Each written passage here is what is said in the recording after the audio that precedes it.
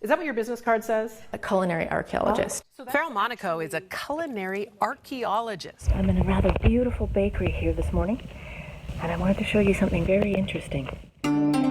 Her passion, not only exploring the origins of ancient foods, but actually learning how they were made and what they tasted like.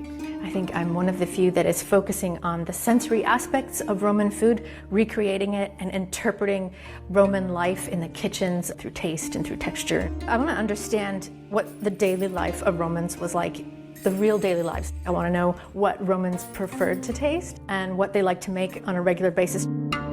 We spent some time in her Malibu kitchen where she showed me how to make the everyday breads Romans were making over 2,000 years ago. So this is a bread dough for a lamentum bread, and it's basically bread that is made with bean meal and with freshly milled cracked wheat. To make lamentum, let's section this into 4 and then just form it into a ball and kind of tuck the bottom under. So for you, is it the love of food or the love of history that came first? It's both. It's both.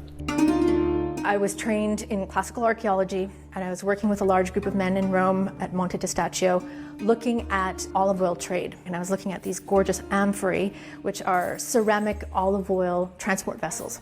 And the men that I was working with, who are very well known, very respected archaeologists, they are studying broad patterns like trade, commerce, relationships, the consuls that are in power, and the epigraphy that's on this. The whole time I was thinking about, what's the olive oil taste like? Was it peppery? Was it dull? Where did it come from? After that, I ended up working at Pompeii with a crew that was looking at... She worked at Pompeii. Just super lucky. But have a peek. Here we go. I ended up working with a team that was investigating bakeries. I saw the type of mills. They were using these beautiful hourglass-shaped mills, and I just fell madly in love. And it was in that moment that I just decided I am going to learn how this works. I'm going to learn about the bread. I want to know who worked in this bakery. I want to know what the movement was like. I want to know who was in the prep room. How long did it take to make the bread, and what did these breads taste like? So fascinating. Look at this oven.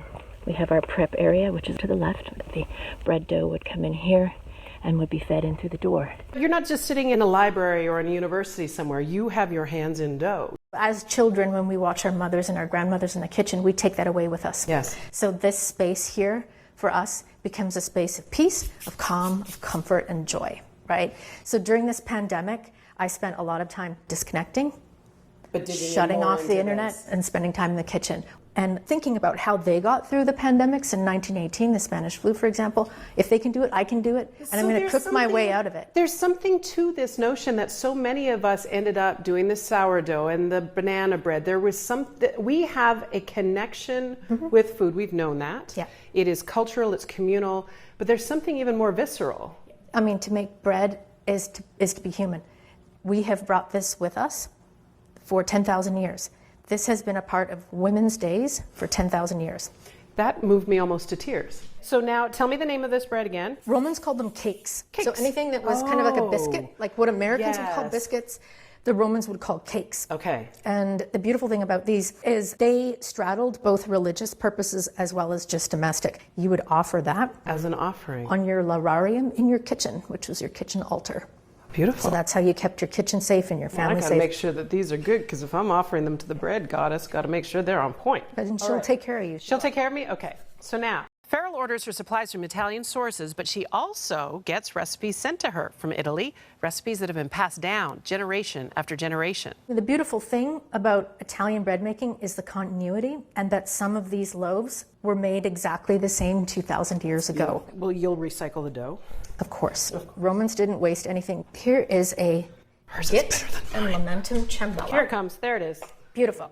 Chances are the physical evidence and the ingredients are going to get us fairly close to an authentic product. Farrell taught me that in the Bronze Age, bakers would stamp their bread to identify each family's order. Bakeries in Rome were essentially like Starbucks for us. On every corner? Yeah, you hit the corner, you grab your ciambella or a little tiny piece of bread, and off you go. This is a klebonis. This is essentially the earliest version of a Roman oven. It's like a personal oven. Put the raw loaf on, you cover it, and then if you're working on a hearth or on a cooktop, and you take the embers, the ashes, the burning wood, and you pile Cover it. You want to know why everybody in recent years is using their Dutch ovens to make their sourdough bread? That's the Romans were doing it. Imagine getting the chance to sample a meal that would have appeared on the table of a Roman family 2,000 years ago. I didn't have to imagine it. That is what Farrell created here, a beautiful lunch, including ancient breads, goat cheese, dates, fruit, and more. Oh, that's beautiful. No butter on this table. Ancient Romans dipped their bread in goat's milk or red wine, olive oil, and honey. I'm pretending it's an Oreo. And the breads were made with all kinds of interesting and sometimes surprising ingredients. Ricotta, grape skins, Gorgeous. anise and cumin. Yeah, there isn't a drop of water in here. That's incredible. Powerhouse. And it's so flavorful. We should make a note here that we wouldn't be using cutlery. We would be using our hands. Yeah, this is incredible. This cheese and the fig. And a bit of ancient art and culture coming together for this finale. This cheese spread recipe memorialized in poem by the great Roman poet Virgil, who took special note of the major ingredient, 4 heads of garlic. All right, here we go. Yeah, here we go. Here comes the fire. Oh, yeah. This is incredible. And then the fire's gonna go away. This is incredible. Isn't it great? Why don't we eat 4 heads of garlic on a regular basis? These flavors are complex and sophisticated, but Farrell says anyone can make these delicious recipes at home. Even if your first couple of batches fall, who cares? Keep going. Start with the bread, it's pretty easy. Food preparation, it's distinctly human, and it makes you happy. And in the particular pocket of time that we're in right now, where we're coming out of a pandemic, we're coming out of a period where we've all dealt with isolation, low-level depression, getting back in the kitchen, rolling your sleeves up, cooking, having friends over, eating together, breaking bread together, you're going to find that joy come back again. Shut the internet off, shut your phone off, sit down, cook something, right? And start with something that our foremothers and forefathers made, right? Connect to our ancestors. It's been beyond beautiful. I'm so moved by this. It's been just the best history lesson ever.